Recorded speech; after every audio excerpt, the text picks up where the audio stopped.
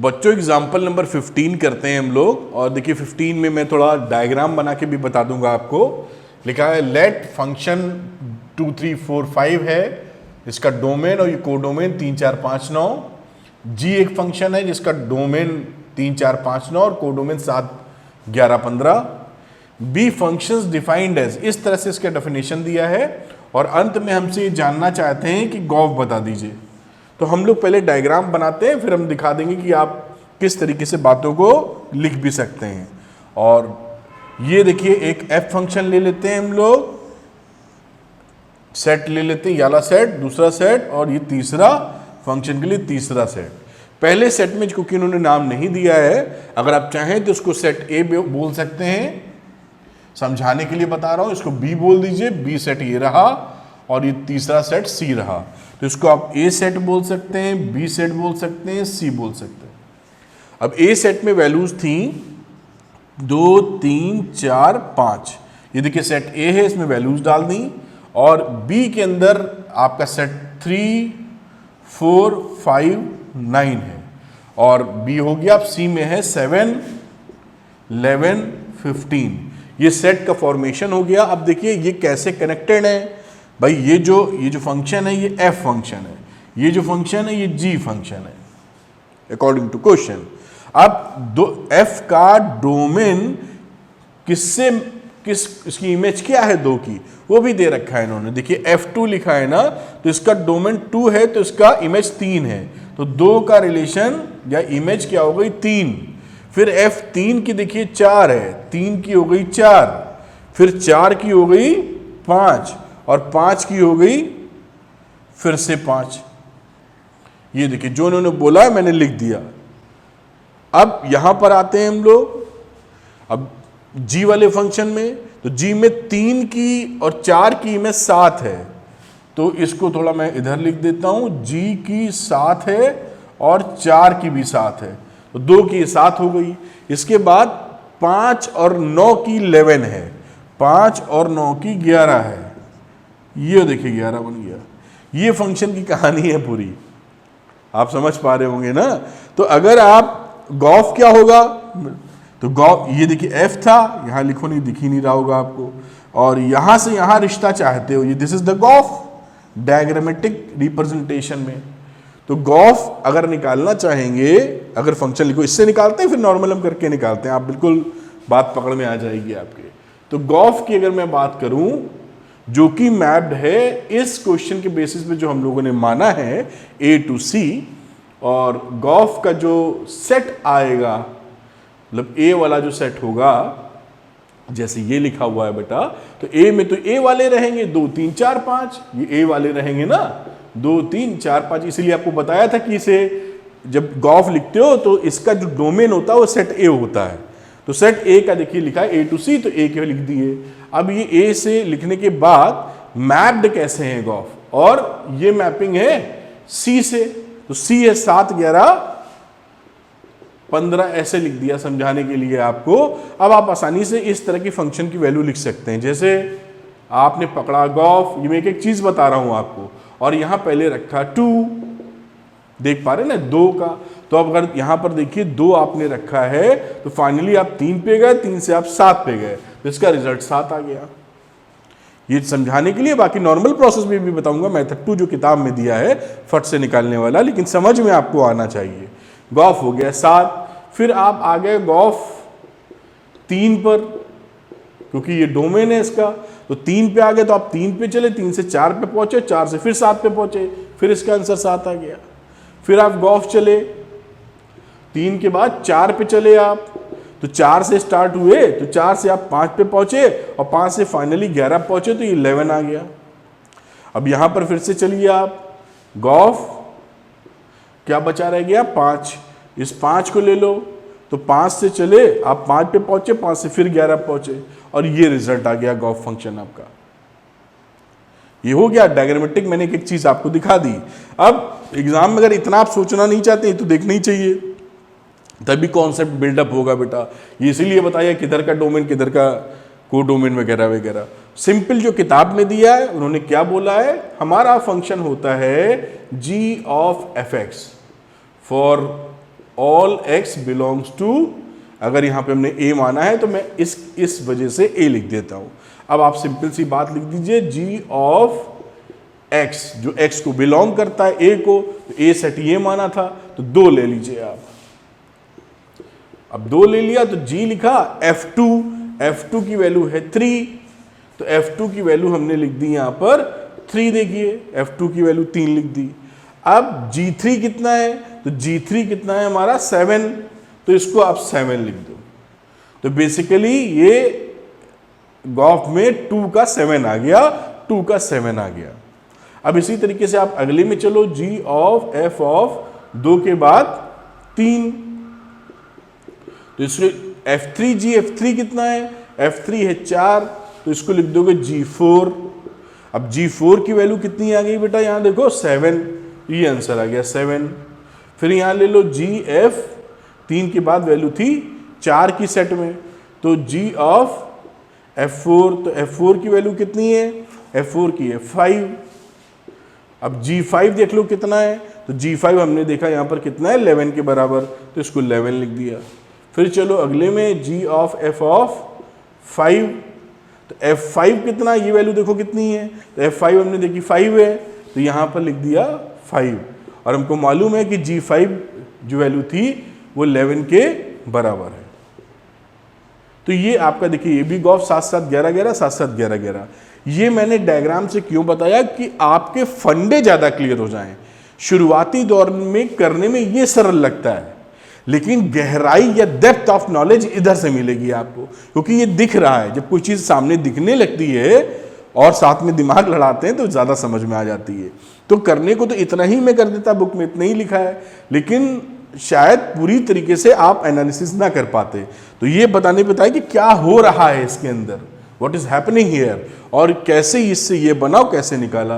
तो ये मेथड 1 था। एग्जामिनेशन में यही करने की जरूरत है। डायग्राम चाहें तो आप बना दें, समय है तो आपके पास, तो एग्जामिनर बहुत खुश हो जाएगा, वो सोचेगा गजब बच्चा है, एकदम फंडा क्लियर है उसका।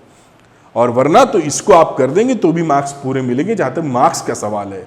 जहां तक कॉन्सेप्ट पकड़ने की बात है, वो इस चीजों के बाद ज्यादा स्ट्रांग हो जाएंगे। अब चलेंगे अगले एग्जाम्पल में। मेरे ख्याल से आप समझ पाए होंगे, जैसे मैंने पूरी बात बताने की कोशिश की कि कहां से कैसे कैसे चीजें बन रही हैं। अब चलते हैं एग्जाम्पल नंबर 16 पर। तो बच्चों एग्जाम्पल नंबर 16 देखते हैं और देखते हैं क्या पूछता है। इससे हमारा और गहराई से समझ में आएगी बात। फाइंड गॉफ एंड फॉग, जैसे गॉफ है वैसे फॉग है। If F such that R to R, यानी कि जो एफ फंक्शन है इसका डोमेन रियल नंबर है और कोडोमेन भी रियल नंबर है। एंड जी भी एक फंक्शन है जिसका रियल नंबर से रियल नंबर डोमेन कोडोमेन है। Given by F X is equal to cos X and G X is equal to 3x square, show that gof is not equal to fog. ठीक है, समझते हैं बात। तो पहले हम लोग निकालने की कोशिश करते हैं गॉफ। तो गॉफ के लिए हमने पढ़ रखा था, इसका मतलब होता है जी ऑफ एफ ऑफ, देखिए ऐसे इसको लिखते हो, लिखने का तरीका कई बच्चे गड़बड़ा देते हैं। जैसे गॉफ लिखा तो जी ऑफ एफ एक्स भी लिख दो ऐसे, ये दोनों बात बराबर है। या इसको जी ऑफ एफ एक्स ऑफ ऐसे भी लिख सकते हो, तीनों चीजें करेक्ट है। ये पकड़ के रखिएगा। और यहां पर आप लिखते हैं for each X belongs to, अब ये किस सेट की बात थी, तो ये एफ वाले सेट की बात थी, ये रियल नंबर में चला जाएगा, इसके डोमेन में चला जाएगा। एफ एक्स है ना, तो एक्स एफ का डोमेन है, डोमेन यानी रियल नंबर होना चाहिए। ठीक है, अब देखते हैं। लिखा हमने जी ऑफ एफ एक्स, जी लिखा, एफ एक्स की वैल्यू क्या थी, इन्होंने दे रखी है एफ एक्स की वैल्यू कॉस एक्स। मैं एक बार लिख दूं एक स्टेप और, नहीं कहीं बच्चे कंफ्यूज करें, कुछ बच्चों को दिक्कत होती है इसमें। तो जी लिखा और एफ एक्स की जगह देखिए लिख दिया यहां पर कॉस एक्स, क्योंकि गिवन था ना F X equal to cos X, तो एफ एक्स की जगह ये देखो ध्यान से, इस पूरे एफ एक्स की जगह ये कॉस एक्स लिख दिया। ठीक है, अब जी कॉस एक्स की बात आई तो जी एक्स की वैल्यू दी है 3x स्क्वायर, तो इस x की जगह ये पूरा x मान लेते हैं हम लोग भाई, जी एक्स पूरा। तो जहां पर x लिखा है इसमें वहां पर cos x लिख दो, तो ये देखिए cos x लिख दिया और इसका स्क्वायर था इसलिए स्क्वायर कर दिया। क्या वैल्यू बन गई, 3 cos स्क्वायर x। बहुत बढ़िया, हमारा क्या निकल आया है, दिस इज गॉफ, ये गॉफ फंक्शन। अब बात करते हैं फॉग फंक्शन की। तो फॉग का मतलब F of g of x। अब gx कितना है, तो gx दिया हुआ है 3x स्क्वायर है। इस पूरे gx की जगह आपने 3x स्क्वायर देखिए लिख दिया यहां पर, बिल्कुल मैच कर पा रहे होंगे आसान तरीके से। अब चलते हैं fx की तरफ। तो fx में देखिए ये जो x था तब हमारे पास cos x की वैल्यू cos x था, ये जब ये x था तो ये पूरा cos x था, तो इस x को 3x स्क्वायर से रिप्लेस कर दो, तो cos लिखा और इस x की जगह हम लिख देंगे 3x स्क्वायर, तो ये वैल्यू बन गई cos 3x स्क्वायर। तो ये देखिए ऊपर वाला आ गया है गॉफ और नीचे वाला आ गया है फॉग। समझ पाए होंगे, ये दोनों इक्वल नहीं है। अब कैसे इक्वल नहीं है, अब देखो for x is equal to 0 के लिए चेक करो। भाई इक्वल होने का मतलब है कि सारी वैल्यूज के लिए इक्वल होनी चाहिए। सारी का मतलब है जो उसके डोमेन में फॉल कर रही है, तो डोमेन तो दोनों का रियल नंबर है, दोनों का डोमेन रियल नंबर होगा। तो x बराबर 0 अगर रखते हैं हम लोग, देखिए ध्यान से, तो जो हमारा गॉफ था, ये गॉफ था ना बेटा, ये तो गॉफ किया था, तो इसकी वैल्यू 3 cos स्क्वायर x, तो 3 cos स्क्वायर 0 आ जाएगी, x की जगह 0 पुट किया है। अब आप बहुत अच्छे से जानते हैं 3 cos 0 की जो वैल्यू होती है वो cos 0 की वैल्यू 1 होती है, तो ये हो जाएगा 3 इंटू 1 का स्क्वायर मतलब 3। बात पकड़ में आई। अब x इक्वल टू 0 के लिए हम देखते हैं फॉग फंक्शन की वैल्यू क्या आने वाली है।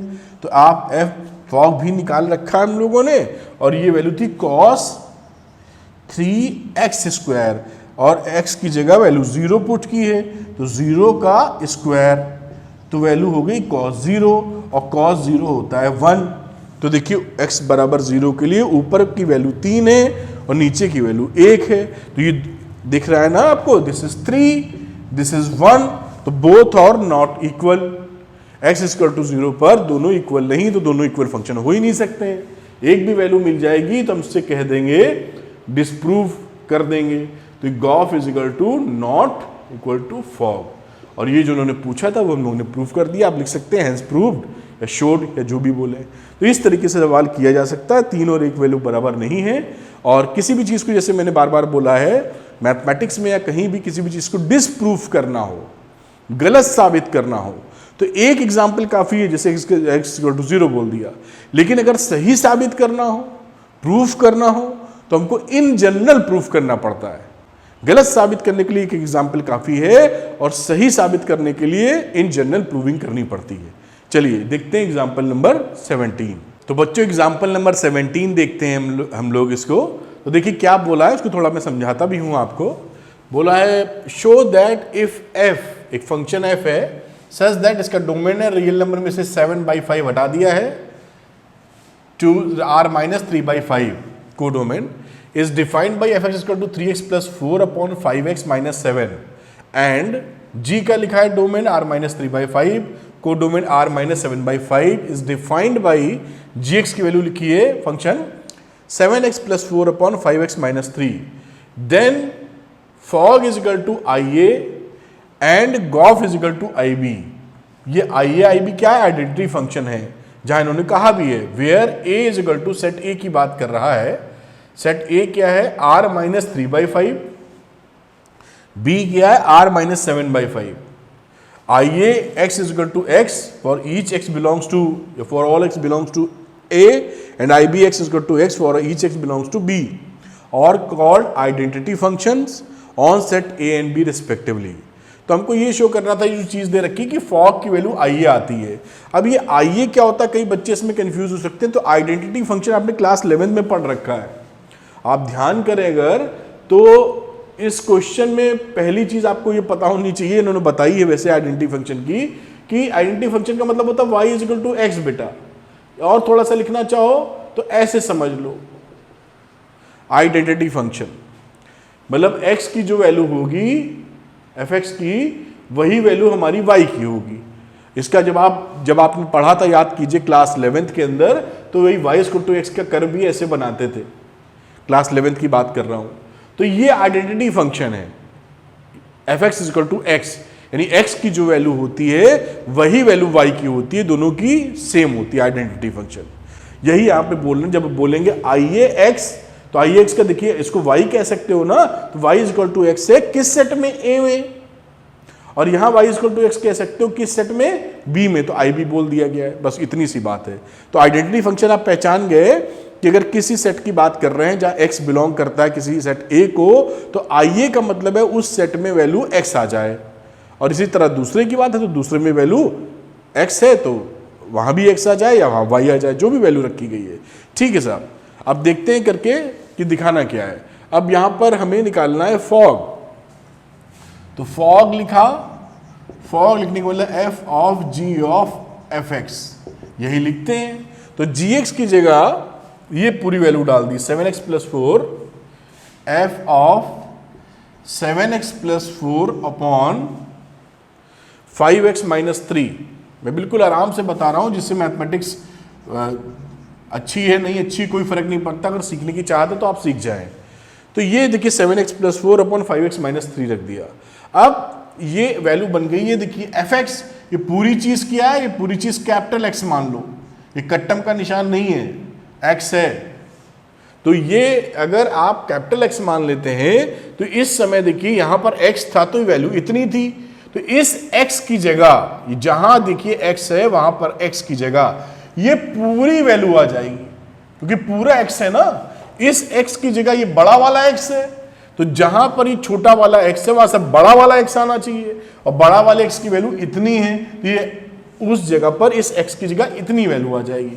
पुट करके देखते हैं हम लोग, तो पुट करके देखते हैं, वैल्यू थी 3, अब इस x की जगह हम लोग इतनी वैल्यू पुट कर रहे हैं, तो इसको लिखो 7x plus 4 upon 5x minus 3, ये वैल्यू डालिए इस x की जगह, प्लस 4 अपॉन 5, फिर x की जगह वही ये पूरी वैल्यू, तो आ गया 7x plus 4 upon 5x minus 3, और उसके बाद वैल्यू डाल दी, x की वैल्यू पड़ गई, अब -7, अब ये हो गया -7। अब इसको कैलकुलेट कर लेते हैं, अगर ये यहाँ पे देखिए x रखा था, अगर इसका आंसर x आ जाता है तो हम बोल देंगे कि आइडेंटिटी फंक्शन इस सेट A है। चलिए देखते हैं साहब कि हमारा क्या आने वाला है रिजल्ट। तो एलसीएम वगैरह ले लो, 3 से तो कटेगा नहीं, इधर एलसीएम ले लेंगे, तो ऊपर वैल्यू हो गई तो 21x प्लस 12, और इधर मल्टीप्लाई करोगे तो आ जाएगा 20x minus 12 upon 5x minus 3 whole upon, इधर आ जाओ 35x plus 20 minus 35x plus 21 upon 5x minus 3, ये 5x minus 3 5x minus 3 cancel हो गया। ऊपर वैल्यू क्या बची, तो ऊपर बची 12 से 12 कैंसिल हो गया, 20x और मिलकर 41x। नीचे आ जाओ तो ये 35x कैंसिल और नीचे आ गया 41 कैंसिल कर दीजिए तो आ गया x। तो आप देख रहे हैं जैसा बातचीत की थी हम लोगों ने कि फंक्शन क्या कहलाएगा, आइडेंटिटी फंक्शन, क्योंकि x जो रखा था वही रिजल्ट पूरे फंक्शन का x आ गया। तो दिस इज आइडेंटिटी फंक्शन जो ये बोल रहे थे, ये हो गया आपका a is equal to r minus 3/5 जो सेट बोला था वो हम यहाँ ले लेंगे, क्योंकि ये जो डोमेन है ना, यहाँ x की जगह 3/5 नहीं रख सकते, 3/5 रखोगे तो नीचे की पूरी वैल्यू 0 हो जाएगी, ये पूरा gx डिफाइंड नहीं होगा। तो this is the identity function in a। इसी तरीके से अब ये पूरी बात समझ चुके हैं तो शॉर्ट में समझ लेते हैं हम लोग कि अब अगर हमें गॉफ निकालना हो तो गॉफ निकालना तो g of f of x लिखोगे, फिर g लिखा और fx की जगह जो वैल्यू थी ये ऊपर वाली, तो 3x plus 4 upon 5x minus 7, इस fx की जगह पूरी वैल्यू लिख दी जो fx लिखी है। अब आ जाओ फिर से gx, ये फिर हो गया बड़ा वाला x, समझ लो, कट्टम मत समझना, x है, तो ये जो gx था इस x की जगह पूरी वैल्यू पिछले में समझा चुके हैं तो आप समझ गए होंगे। 7 लिखिए, वो लिखा था 7, और x की जगह लिख दीजिए 3x plus 4 upon 5x minus 7, और 7x के बाद प्लस 4 लिखा हुआ है होल अपॉन, फिर लिखा देखिए 5x, तो 5 लिखा और x की जगह आ जाइए आप 3x plus 4 upon 5x minus 7, और आगे लिखा है -3, ये देखिए -3 लिखा था तो -3 डाल दिया। आगे देख लेते हैं, एलसीएम वगैरह लिख लेते हैं, नीचे लिखते हैं, यहाँ शायद आ ना पाए। तो 7 से मल्टीप्लाई कर दो तो 21x प्लस 28, एलसीएम सेम आएगा तो लिखूंगा नहीं इस बार, तो मल्टीप्लाई किया आ गया 20x माइनस 28 होल अपॉन ये 5x minus 7, 5x minus 7 whole में कैंसिल हो जाएगा, लिखा नहीं है। 5 से मल्टीप्लाई करो 15x प्लस 20 और ये रही वैल्यू तो -15x प्लस 21। आगे देखते हैं, ये 28 कट गया है, आगे वैल्यू आ गई 41x, नीचे आ जाओ, ये 15x कट गया है, ये वैल्यू आ गई यहाँ पर फिर से 41, तो 41 कट गया, वैल्यू आ गई x। अब यहाँ पर ये सेट B में ही क्यों, IB ही क्यों है, ये IB इसलिए है क्योंकि यहाँ पर x की वैल्यू 5/7 नहीं रख सकते हो, तो ये देखिए सेट B है जहाँ पर 7/5 नहीं रख सकते हो, 7/5 रखोगे तो ये नीचे का डिनोमिनेटर 0 हो जाएगा और ये फिर इन्फिनिटी हो जाएगी वैल्यू, तो ये चीज़ नहीं मिलेगी, सेट में ही नहीं डिफाइंड है। तो इस वजह से आपने देखा कि दोनों की वैल्यू यहाँ पर IA और IB आ गई, यानी बोथ आर आइडेंटिटी फंक्शन, जो शो करने को कहा था, both are identity function in set A and set B respectively, जैसे दिखाया गया यहाँ पर। इस तरीके से शो करें। एक बच्चा पूछ रहा था सर ये डिफिकल्ट लगता है सवाल, लेकिन कोई डिफिकल्टी है ही नहीं बेटा, ये छोटी मोटी बातें तो क्लास 12 के मैथमेटिक्स वाले बच्चों को बिल्कुल ही आनी चाहिए, ये तो आएंगी तो ही बात बनेगी।